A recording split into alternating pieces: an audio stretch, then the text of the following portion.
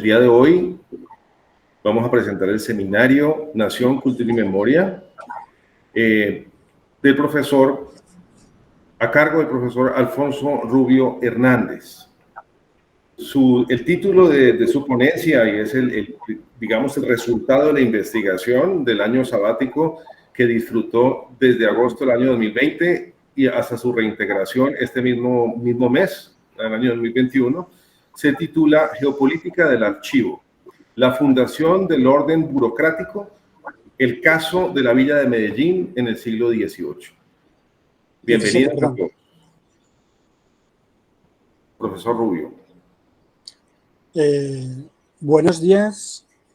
Gracias primero por esta pequeña presentación. Gracias a quienes estáis escuchando y gracias, por supuesto, a la Universidad del Valle por haber podido contar con un año sabático que he dedicado a la elaboración de este ensayo que ahora presentamos, inaugurando el seminario Nación, Cultura y Memoria de nuestro grupo de investigación y que lleva el título que ya conocemos, que acaba de anunciarse, Geopolítica del Archivo, la fundación del orden burocrático, el caso de la villa de Medellín en el siglo XVII, ¿no?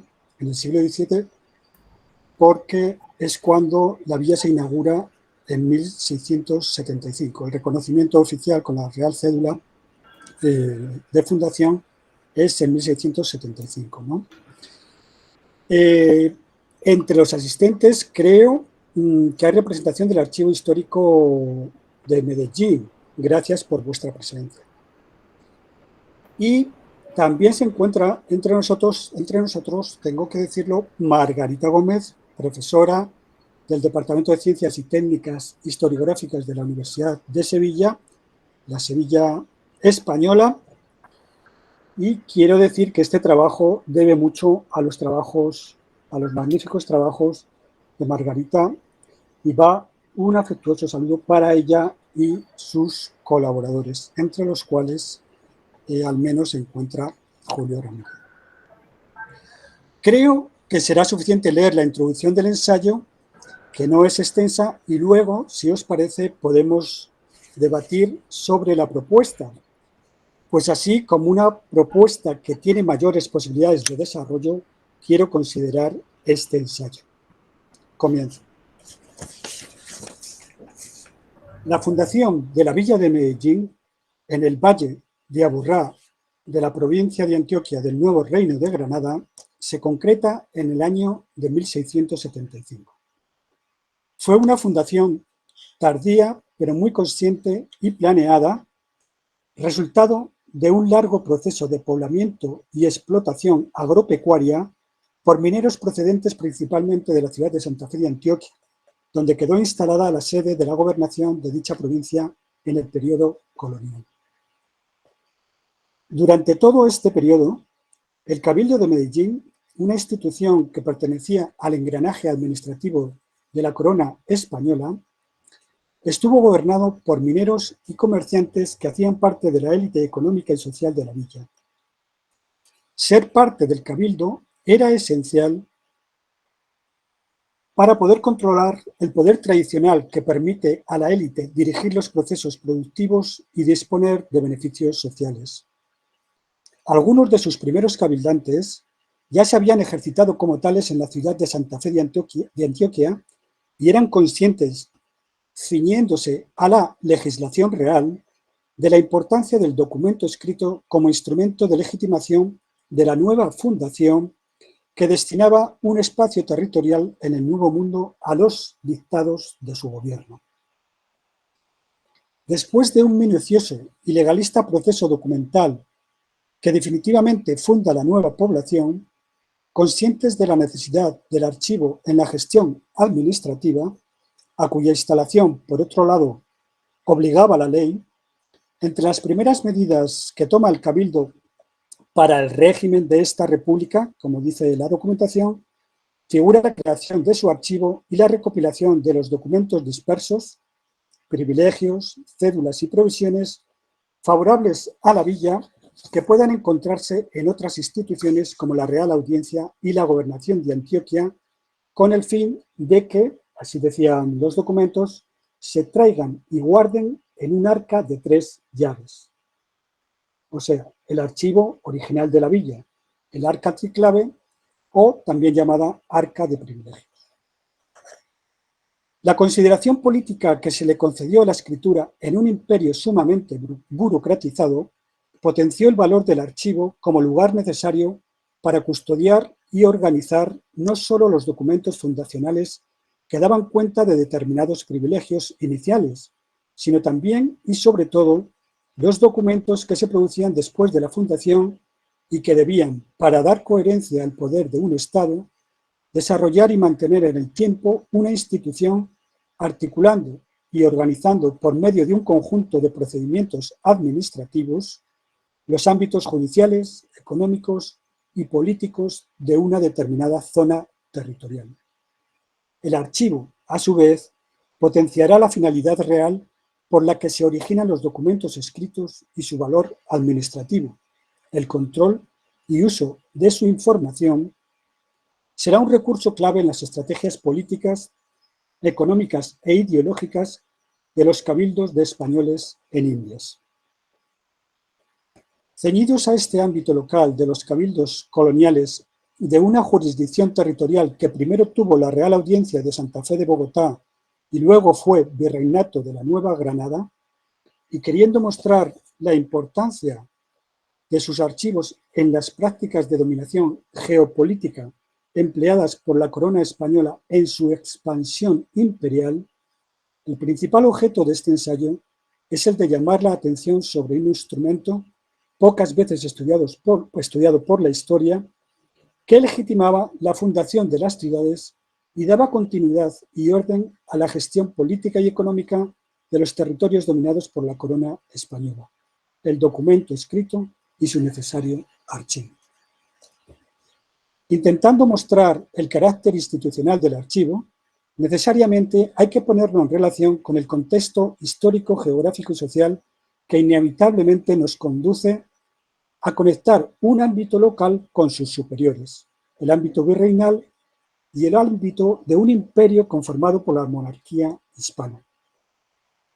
Para ello, hemos estructurado el trabajo en 2 capítulos. En el primero, titulado El asiento fundacional y la gestación de su archivo, damos cuenta del proceso de fundación de la villa de Medellín en un determinado contexto sociogeográfico que mediante la creación de su cabildo, justicia y regimiento y su gestión burocrática, comienza a controlar una serie de núcleos urbanos cuyo asentamiento fue producto de una explotación comercial. Partimos de la lógica de las ordenaciones espaciales para describir una determinada situación geográfica y cómo concretamente una jurisdicción territorial se ordenó a través, fundamentalmente, de una morfología de poblamiento sujeta al trazado de una estrategia geopolítica de diseño local y estatal que mediante el registro documental controla tanto los asentamientos urbanos y periféricos como los procesos productivos, agrícolas, ganaderos, mineros y comerciales. Fundada la villa, su cabildo funcionará como la institución política representante de la corona en territorio americano. Su producción documental, así como el archivo del cabildo, legitimaban la razón de ser de esta institución dispuesta a regular su posterior fase de expansión económica. Damos cuenta en este apartado primero, en este capítulo primero, del proceso de poblamiento que se dio en la zona previo a la fundación oficial de la villa por parte de la corona española, de cómo los españoles aprovechan los asentamientos indígenas que ya habían dominado un determinado paisaje, de la apropiación y formación del espacio económico,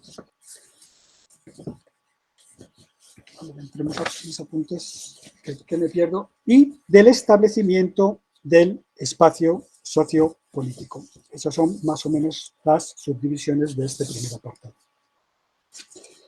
En el segundo capítulo, titulado La lógica del poder, ordenar para controlar, sitúa al archivo del Cabildo ligado a un orden jerárquico superior como el de la gobernación, Real Audiencia o Virreinato y Consejo de Indias. Un orden que lo hacía funcionar a su vez como nexo o eje informativo de una estructura superior donde se resuelve lo económico en la escala nacional y la escala internacional o global.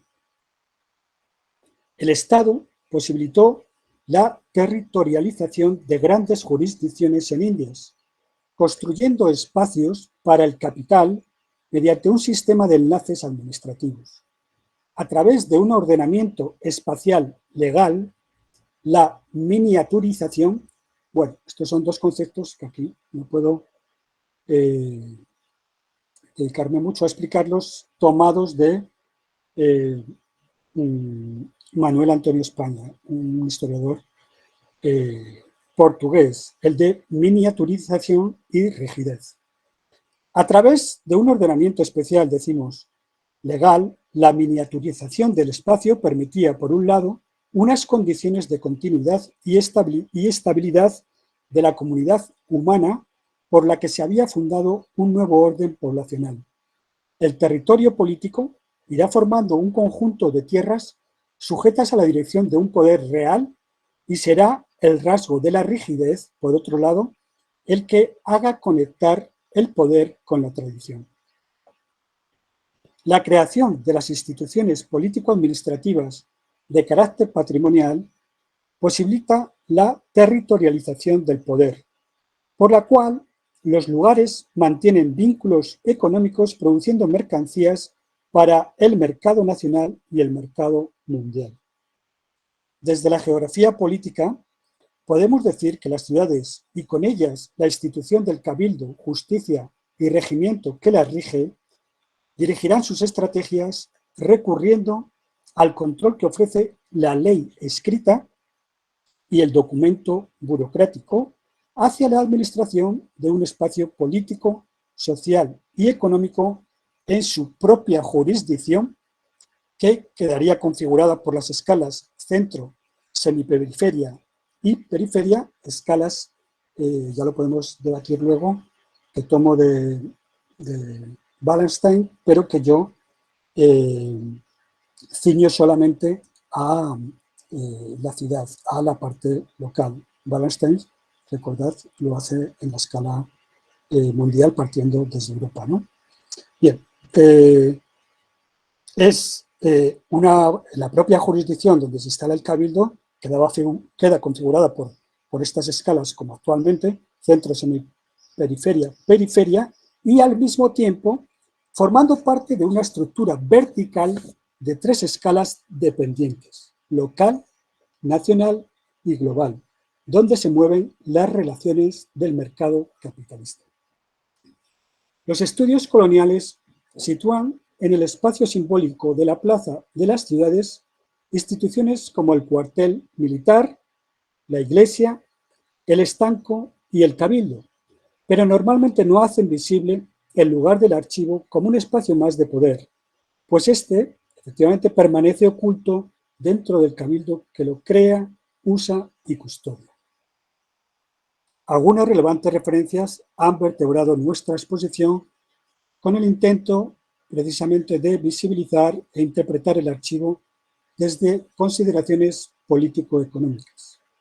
Marta Herrera Ángel, Ordenar para controlar, ordenamiento espacial y control político en las llanuras del Caribe y en los Andes centrales neogranadinos, siglo XVIII, está en el origen de nuestro planteamiento general y su estructura. Jacques April-Ginset, La ciudad colombiana, prehispánica, de conquista e indiana, ofreció los modelos y conceptos urbanísticos, prácticos y simbólicos en la fundación de las ciudades colombianas. La propuesta de esbozar una interpretación geopolítica del archivo dentro de un proceso de triple escala de dependencia jerárquica, repito, local, nacional, global, donde la primera de ellas, en la escala local, el archivo puede funcionar a la vez como un sistema propio y autonómico que objetiva las relaciones de un determinado marco jurisdiccional, viene determinada por algunas obras básicas como las de Paul Claval, La nueva geografía y Espace et Pouvoir, Espacio y Poder. Peter James Taylor, Geografía Política, este es su conocido libro, ¿no? Geografía Política, Economía Mundo, Estado-Nación y Localidad, e Immanuel Wallerstein, El moderno sistema mundial, la agricultura capitalista y los orígenes de la economía mundo europea en el siglo XVI, como decía, ¿no? Nos han dado el marco que hemos aplicado para, en concreto, esta villa de Beijing como ejemplo de estudio, ¿no? Sobre la base de estas obras se encuentran los planteamientos de la ciencia geográfica de Antonio Manuel España, La gracia del derecho, economía de la cultura en la edad moderna. Hablamos del cabildo de la villa de Beijing, y con esto concluimos, porque nos hemos centrado y apoyado principalmente en fuentes documentales y bibliográficas referidas a él, pero el papel de los escribanos del cabildo colonial, la escritura de su archivo y las prácticas relacionadas con él funcionaron de similar manera en todos los territorios coloniales de la corona española y, por tanto, podríamos hacer extensivo a ellos el título del presente estudio. Si nos detenemos en los cabildos coloniales, también es porque ellos, como otras expresiones institucionales de la monarquía hispana, fueron pieza clave en el dominio de un vasto imperio que basta reducirlo a la considerable extensión de la Nueva Granada para darse cuenta de la importancia de su despliegue funcional. Desde sus valores práctico-legales y simbólicos, el escrito público municipal y su archivo se convirtieron en instrumentos respetados y solemnes a los que se acudía para poder regular y administrar la jurisdicción de un territorio cuyo espacio quedaba subordinado a un nuevo orden jurídico mediante la ley escrita de un Estado monárquico. Gracias, esto ha sido. Y ahora, si queréis, podemos entrar a debatir. Estas palabras que inician el ensayo y que, claro, no recogen con exactitud, por supuesto, lo que se está reflejando en él y la propuesta que no sé si es inédita o no. Muchas gracias.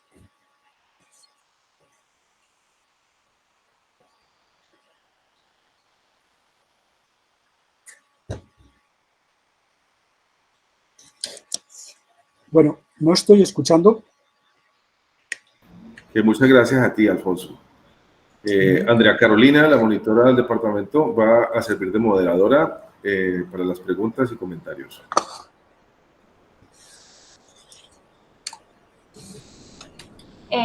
Buenos días a todos.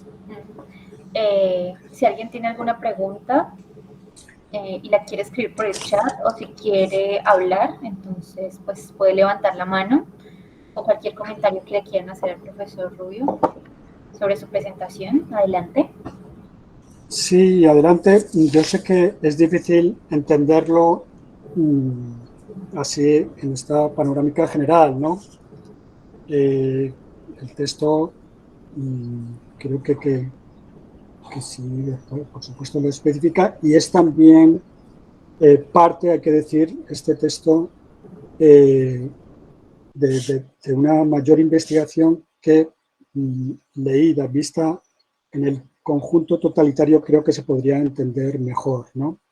Se ha trabajado durante este año aspectos que ya estaban iniciados y que, bueno, querían argumentar con mayor precisión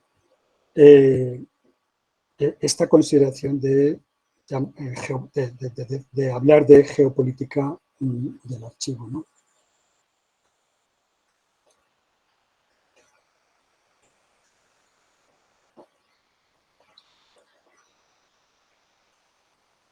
Aló, no escucho, no sé si... No sé. No, estamos esperando a que alguno de los miembros del público alce la mano y quiera hacer preguntas o comentarios, Alfonso. Ah, vale, vale. Margarita Gómez levantó la mano. Sí. Sigue, Margarita, por favor. Ya quito. Espero que se me escucha bien, ¿no? No sé. Bueno, nada, enhorabuena por el trabajo, ¿no? Que este tipo de estudios son complejos, ¿no? Son complejos porque muchas veces no se entiende o desde fuera cuesta a veces entender la importancia que los archivos tenían en el momento de su creación, ¿no? Y transmitir y potenciar ese conocimiento, pues es importante. O sea, yo lo veo un aspecto de gran interés, como ya he comentado antes, es un tema que a mí siempre me ha interesado y que últimamente estoy retomando de forma bastante monográfica.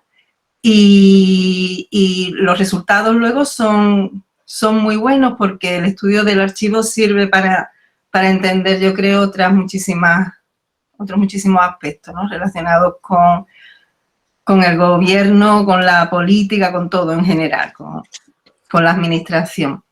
Entonces, uno de los aspectos que últimamente a mí me están interesando más, cuando analizo la historia de algún archivo, su funcionamiento, es preguntarme para qué usaban realmente o qué testimonios se tienen para conocer cómo en la propia época de su establecimiento y de su desarrollo, cómo se usaba y para qué se usaba el archivo. Yo estoy ahora analizando archivos judiciales, cómo se organizaban los pleitos, ¿no? Que es algo tan complejo y luego con esas masas, ¿no? Documentales tan gigantes de los autos, de los procesos, de los pleitos, pues yo me pregunto cómo lo usaban, si es que lo usaban, y de qué manera conseguían acceder a la información, ¿no? Contenida y conservada en esos archivos que, bueno, mejor o peor, es verdad que se perdieron muchos, ¿no? Pero se iban conservando y se iban transmitiendo de unos escribanos a otros.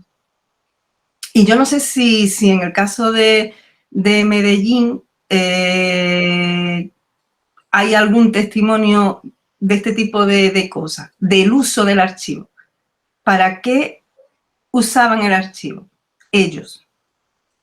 Si hay algún tipo de reflejo, ¿no? Porque muchas veces en los inventarios de los procesos o de otros inventarios de otros documentos, no necesariamente tienen por qué ser judiciales, se pueden encontrar notas, ¿no? Que dicen, pues se envió este proceso en tal año a tal persona o a tal institución, pero luego ya no sabemos nada más. No sabemos para qué, ni para qué se enviaba, ni cómo se usaba. Entonces, no sé, me preguntaba si habías encontrado algún tipo de referencia al uso del archivo, a los problemas que los propios contemporáneos tenían a la hora de acceder a los fondos, no sé, cuestiones de ese tipo. Sí, Margarita, la verdad es que hay muchos, ¿no? Tanto en el archivo, yo conozco dos archivos de ciudad, locales, municipales, ¿no? Que llamaríamos nosotros. Aquí no se utiliza tanto la palabra municipal, pero hablemos de los archivos del Cabildo, ¿no? Del Cabildo español. del Cabildo Colonial, ¿no? Bien, conozco, como decía, el archivo, los fondos del Archivo Histórico de Medellín los conozco muy bien, ¿no? Ahí es donde basé mi tesis, como sabes, ¿no? Bueno, fuiste una evaluadora de ella, ¿no? Imagínate. Y conozco también los fondos documentales del Archivo Histórico de Cali. Un poco, en menor medida, conozco el de la ciudad de Popayán, y te puedo decir que son archivos muy jugosos, ¿no? El de la ciudad de Bogotá, como sabemos, se incendió, son muy jugosos. Bueno, yo utilizo, ahora por fin te vemos, yo utilizo, hola, como caso, como base ejemplar, el Archivo Histórico de Medellín, y hay que esperar, justamente, quería hablar de eso contigo luego, de toda esa tesis, recuerda, Margarita, Sí. que llegaban a los 700 folios, por ahí creo recordar, se publicó la parte dedicada a los escribanos, que tuve que reforzar aquí. Solamente se publicó esa parte y otros apartados deslegajados, ¿no? Pero faltaba toda esta parte archivística, ¿no? Sí. Bien, te puedo decir que después de año y medio que lleva en proceso el texto, en una convocatoria en la Universidad de Antioquia, pues me alegra, ha sido un proceso de selección muy, muy riguroso, ¿no? Entre 500 pasamos 42 textos, te puedo decir, se va a publicar, está en proceso de edición, el libro que se va a llamar así, ¿no? El texto que se va a llamar así. El archivo, símbolo y orden de la escritura fundacional. Bueno, este es el concepto, ¿no?, que quiero recoger, que quiero dar a conocer, ¿no? La escritura fundacional, ¿no? Que aquí lo digo hablando del orden burocrático, y efectivamente el caso va a ser la Villa de Medellín en el nuevo Reino de Granada, ¿no? Para, que puede ser muy polémico exactamente, hablar de ese engranaje, pero para mí existe y cada vez lo veo más claro, ¿no? La manera de controlar era esta, el documento desde el Cabildo hasta el Consejo de Indias, ¿no? En la relación administrativa Cabildo, a veces había, a veces no, a veces con más grados o menos, pero se constata la relación Cabildo, Gobernación, Real Audiencia o Virreinato y Consejo de Indias, ¿no? Bien. Entonces, en este texto, Margarita, cuando ya entro en aspectos concretos del funcionamiento del archivo, es donde recojo cantidades de testimonios documentales que efectivamente el archivo se estaba utilizando. No solamente por los testimonios, por las notas marginales de, ojo, se ha sacado este documento se ha sacado, no decían este documento, se ha sacado, indicaban con la rayita, como sabes, el documento se ha sacado o lo tiene fulanito de tal, que solían tenerlo los cabildantes, ¿no? Y era muy difícil que lo devolviesen, ¿no? El uso del archivo, por supuesto, existía, y recuerdo, como en los casos de otras ciudades americanas y españolas, los casos de las censuras las censuras generales, ¿no?, que se publicaron aquí en Cali, ¿no?, que el Obispado de Cali publicó, pues bueno, para intentar recuperar esos documentos que se habían extraído del archivo. Ahora bien, si lo llevo, efectivamente, como quiero interpretarte, Margarita, no solamente es eso, sino que, como hablas de los procesos judiciales, efectivamente, sí se sacaban documentos. De hecho, los escribanos tomaban el ejemplo más en el propio documento para imitar fórmulas documentalistas, fórmulas documentales, ¿no? Para reproducir un determinado juicio o para reproducir un acta capitular Y sí hay también ese tipo de testimonios de uso burocrático, ¿no? También y para el gobierno de la República, ¿no?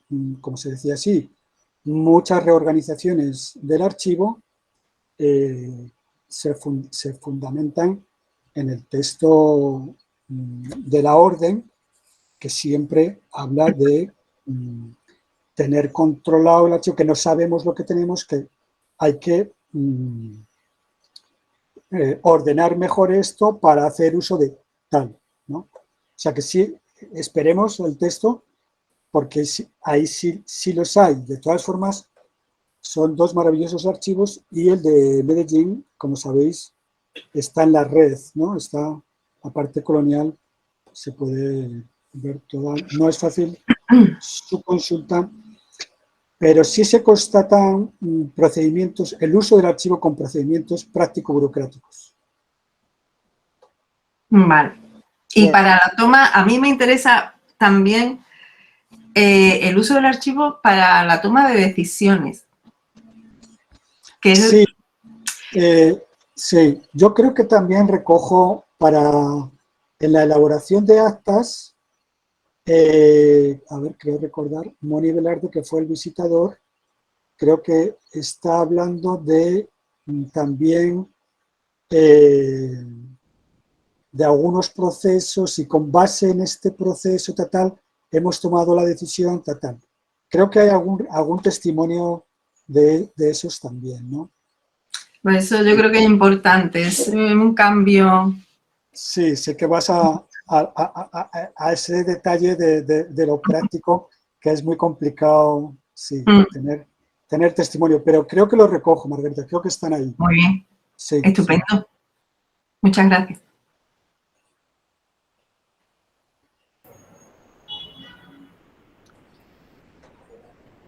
Bueno, se puede argumentar.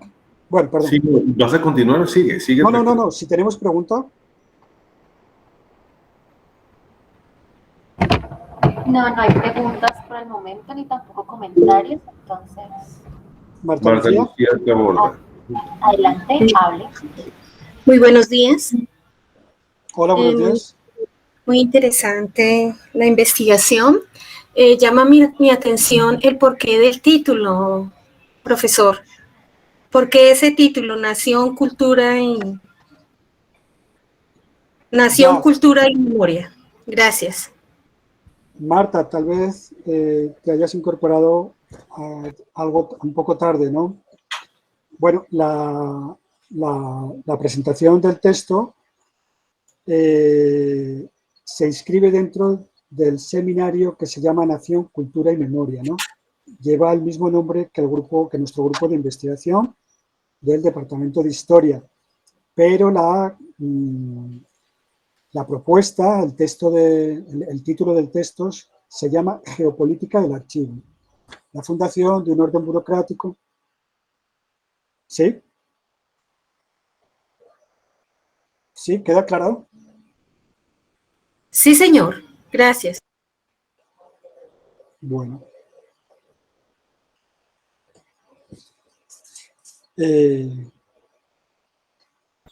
Sí, puede resultar polémico y todo lo podemos ligar al documento escrito,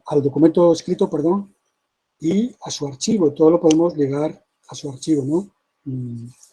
Es decir, de ahí podríamos derivar todo, ¿no? Es un poco lo que nos ocurre a quienes estudiamos, Margarita mejor conocedora, este asunto del poder, ¿no? del documento escrito y su necesario archivo. Pero, ¿qué ocurre, no? Ángel Rama, pongamos por caso, la ciudad letrada, son su texto conocido de la ciudad letrada, parte del poder del letrado, efectivamente, a partir de quienes ostentaban, quienes sabían escribir y ostentaban conocimientos letrados y ocupaban puestos burocráticos o puestos de enseñanza, y más tarde, como va haciendo con las instituciones de enseñanza, parte de la colonia, luego el siglo XIX, siglo XVIII, luego siglo XIX, ¿no? Bien, pero no se desciende, a la escritura fundacional, ¿no? A la escritura que legitima un orden burocrático, ¿no? Que comienza a imponer un orden burocrático con la ley, ¿no? El archivo significa eso, el archivo significa allí donde comienza la ley, ¿no? El archivo comienza esta arca de 3 llaves, ¿no? Institucionalizada por los Reyes Católicos, lo que quiere es custodiar su propia ley, la ley real, la ley de los monarcas españoles. Entonces, ¿qué es lo que hago, no? La invisibilidad del documento escrito, custodiado en esta arca que vemos ahí, en este cartel, ¿no? Que muchos desconocíamos, ¿no? Es una arca de madera, como sabéis, con 3 llaves, podría tener muchas más, ¿no? Lo que está haciendo ese poder invisible, esa escritura invisible, ¿no? Custodiada en el archivo, si el archivo habría desaparecido, posiblemente no. Lo que está haciendo es irradiar poder sin que nosotros lo percibamos, ¿no? Lo que se intenta hacer con el ensayo es dar visibilidad a esta arca que desconocíamos desde, ya digo, las escalas de Wallerstein de el centro de la ciudad, donde él habla, pero podemos trasladarlo perfectamente a la época colonial, ¿no? Cuando, es más, estaba instituida la esclavitud, ¿no? El centro de la ciudad, donde figura la plaza y figura el explotador, la semiperiferia, donde figura el explotador y el explotado, y la periferia, donde se encuentra exclusivamente el explotado, ¿no? A través de esa documentación, estas actas capitulares donde quienes gobiernan toman decisiones, se está dando cuenta de las relaciones entre ese centro de ciudad, esa semiperiferia y periferia, que ya digo, las utilizo no para dar cuenta en su totalidad del sistema mundial, sino estas las dirijo exclusivamente al orden de la ciudad. Esas son unas divisiones horizontales, podríamos considerarlas así, y luego hay una división vertical por escalas que retoma Taylor de Wallerstein para hacer su propia propuesta. En el centro de la ciudad se sitúa la experiencia, los hogares, el trabajo, a la vez que el cabildo que custodia simbólicamente, podríamos situarlos en la misma caracterización, la cárcel y el juzgado, la cárcel, el juzgado y el archivo es lo que custodiará el cabildo. Hay una esfera, otro eje, que es el de la ideología de un Estado-nación absolutista, ¿no? Una ideología que se impone justamente, eso es lo que yo digo, ¿no? A través de la ley escrita, y una realidad en la escala más de afuera, ¿no? Que es la realidad de la economía mundo, ¿no? El mercado mundial, ¿no? Bien, efectivamente va a haber muchos registros económicos, tanto en el Cabildo de la Villa de Medellín como en el Cabildo, como en la gobernación, ¿no? de Antioquia, ¿no?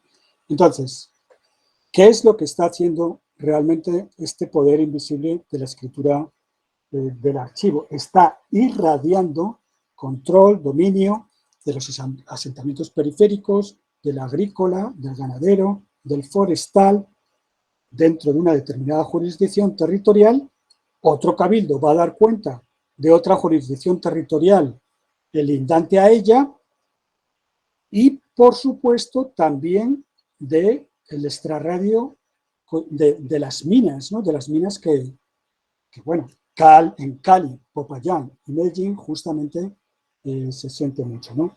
Simplemente es dar visibilidad, no simplemente, ¿no? Sino algo que tal vez desconocíamos justamente por esa invisibilidad del archivo que hablaba, creo, José Luis Rodríguez, ¿no? Hacerlo visible y cómo realmente están sujetando esos órdenes económicos y judiciales, por supuesto, ¿no? Como hablaba Margarita.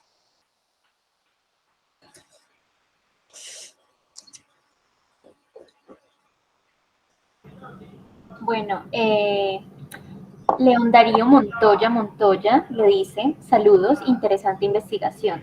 Es especial poner en el presente el archivo de un cabildo. Y Claudia Lorena Duque también tiene un comentario y una pregunta. Dice, buenos días. Quisiera saber si en su investigación hubo algo que confrontara los métodos tradicionales de investigación y por lo tanto que lo retara a reevaluar o profundizar en datos. Si esto fue así, ¿cómo fue el proceso de filtración o selección de datos y de documentos y de la triangulación de fuentes? Sí. Bueno, vamos a ver. Es un asunto que no se conoce mucho, o no se conocía mucho, se está dando a conocer ya desde hace unos años aquí en Colombia, concretamente, en general, en los países hispanoamericanos, digámoslo así, de la América hispana, ¿no? Incluso en México tampoco era muy conocido el asunto del arca de 3 llaves, pero sí algo más que aquí. Entonces, lo principal era escarbar en los archivos, ¿no? Con base, extraer información de la época y con base en el archivo de la Villa de Medellín, el archivo del actual Medellín, de la actual ciudad de Medellín, lo que hicimos es reforzar nuestra interpretación con otros archivos de Cabildo, el de Cali y el de Popayán, ¿no? En menor medida, como digo, ¿no? Pero hubo otros, como el de Tunja, otro archivo jugoso, del que desconocemos todavía menos, ¿no? Y, bueno, la base fundamental, y creo que a mí, al menos como a otros investigadores, ¿no? que ahorita mismo nos están escuchando, ¿no? Nos gusta, pues, saber del testimonio original, ¿no? Saber del testimonio de la época, ¿no? O sea, la documentación es, digamos que el fundamento, ¿no?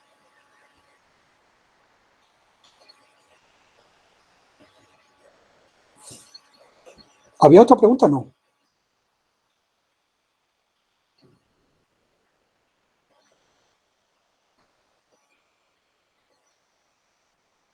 Aló, ¿no escucho? Era una pregunta bastante amplia. Sí, Andrea.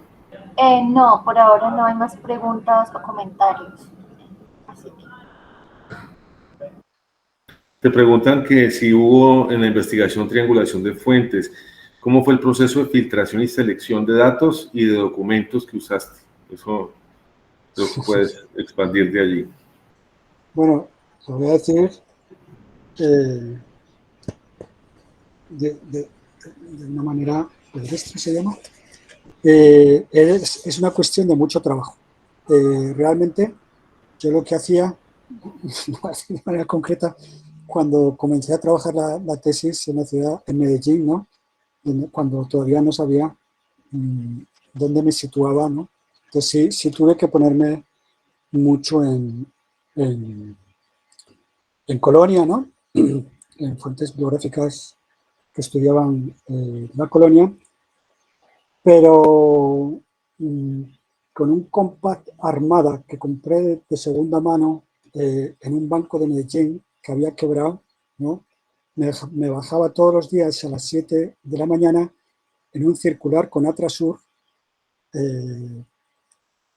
para estar allí a las 8 en punto de la mañana, verme con mis queridas archivistas del Archivo Histórico de Medellín, un lugar precioso, una casa colonial, es un lugar precioso que todavía mantienen, ¿no?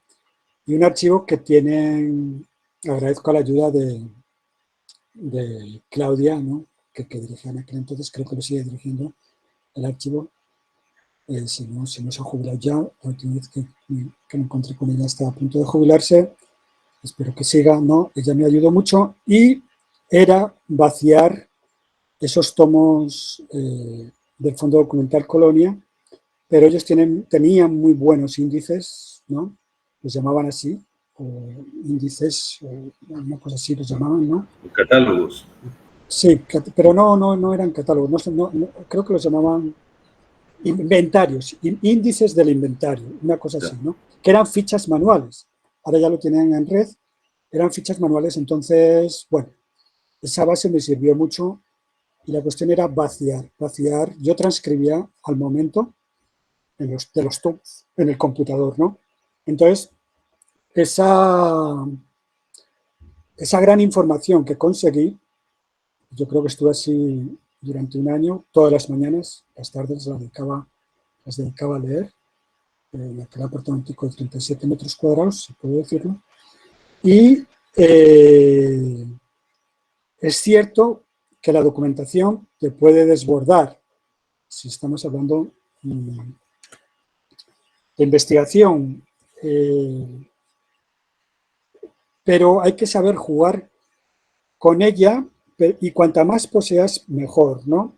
Siempre y cuando, ya digo, no te desborde. Y luego, por supuesto, contrastarla con otras fuentes institucionales del mismo carácter, o sea, otros cabildos coloniales, como fueron, ya te digo, Popayán y Cari fundamentalmente, y luego la propia gobernación de Antioquia y la Real Audiencia, por supuesto, ¿no? Todas esas ligazones administrativas que hay entre el cabildo y la gobernación y la Real Audiencia. Incluso, por justamente allí conocí a Margarita Gómez, la del Archivo General de Indias, que mucha, por supuesto, claro, era la misma, ahí encontrabas, era la misma que encontraba en la Real Audiencia, ¿no? Pues del Archivo General de Indias, perdón si no lo he dicho, de Sevilla, ¿no? Yo tengo una pregunta, Alfonso. Tú hablabas, o sea, tu presentación ha sido sobre el siglo XVII, que es el siglo en el cual se funda Medellín. La información de la antigua capital de Antioquia, digamos de Santa Fe de Antioquia, ¿terminó siendo albergada en Medellín o sigue habiendo un archivo especial de Santa Fe en donde se estudia el siglo XVI? ¿O todo fue trasladado a la nueva capital?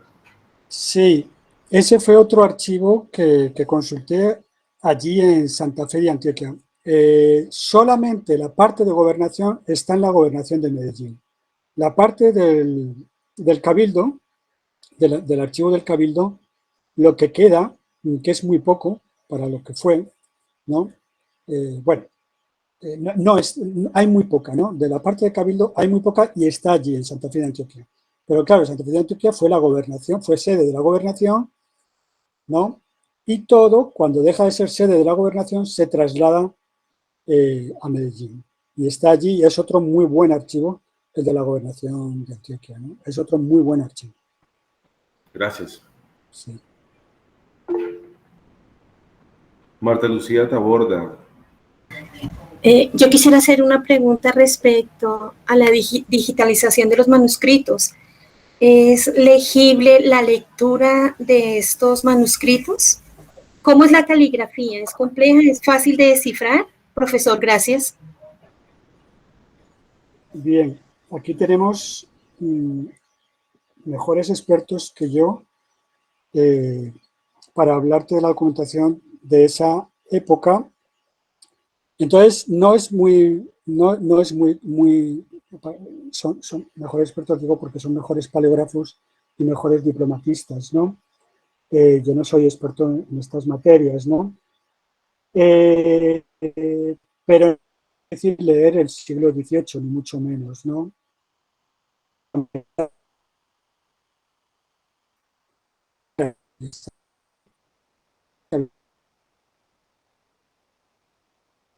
Españoles con documentación de mucho tiempo atrás, pero claro, para el caso de la villa de Medellín, que se funda en 1675, pues prácticamente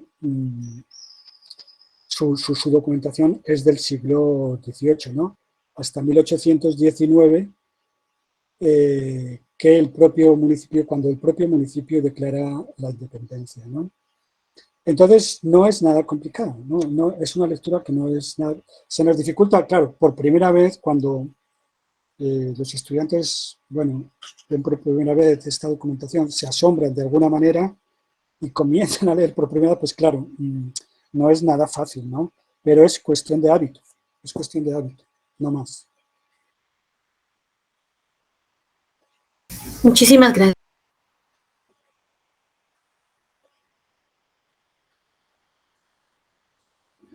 A veces parece que ensordezco porque no oigo y me siento como sordo. Bueno, pues no sé si haya más comentarios y preguntas. Es el momento, o damos por concluida pues la jornada de hoy. Carmen Cecilia, por favor. Bueno, tengo un poco de dificultad para activar, ya creo. Bueno, empezando pues por agradecer a los participantes. Me agrada mucho que se haya convertido como también en un conversatorio y esa es una de las ideas. Yo quisiera terminar diciéndoles y invitándolos a todos a que de aquí en adelante pues ya digamos en este caso el anfitrión fue el profe Carlos Alberto Murgueitio porque pensamos que como el resultado de investigación del profe Alfonso tenía que ver con un año sabático, pues al jefe del departamento de alguna manera pues le correspondía como liderar esta presentación. Pero bueno, de aquí en adelante la invitación es que el Grupo Nación Cultura Memoria tiene diferentes líneas de investigación. Entonces cada línea de investigación va a programar una serie de eventos, charlas, exposiciones, trabajos de estudiantes de grado. Entonces, pues bienvenidos y a estar pendientes de esta programación. Muchísimas gracias. Y Alfonso, muchísimas gracias por haber compartido los resultados o digamos, este es un preámbulo y una invitación a que ojalá pues se publique pronto y que podamos tener acceso a esa información ya detallada. Gracias. Muchísimas gracias. Gracias, Carmen. Gracias a ti. Efectivamente, estamos invitados. Si quieres, bueno, dale. Sí, por favor. No, si puedo quedarme un tiempito más con Margarita, pues te agradezco, como hablamos al comienzo.